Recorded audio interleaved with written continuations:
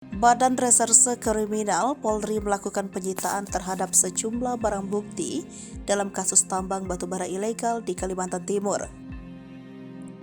Adapun, dalam kasus tersebut telah ditetapkan 3 tersangka, termasuk mantan anggota Polres Samarinda Ismail Bolong. Menurut Nurul, saat ini penyidik masih melengkapi berkas perkara untuk kepentingan penuntut dan peradilan para tersangka. Ia pun menjelaskan peran dari para tersangka. Tersangka Ismail berperan mengatur rangkaian kegiatan penambangan ilegal pada lingkungan PKP2B perusahaan lain.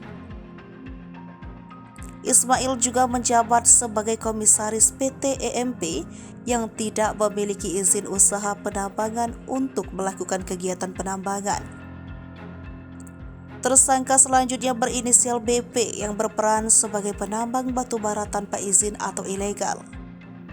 Kemudian, tersangka RP sebagai kuasa direktur PT EMP berperan mengatur operasional batubara dari mulai kegiatan penambangan, pengangkutan, dan penguatan dalam rangka dijual dengan atas nama PT EMP.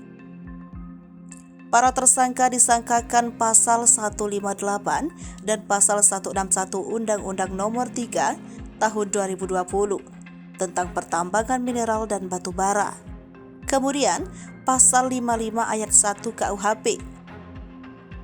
Diketahui Ismail Bolong telah ditahan di rumah tahanan Bareskrim Polri sejak Rabu 7 Desember 2022 dini hari.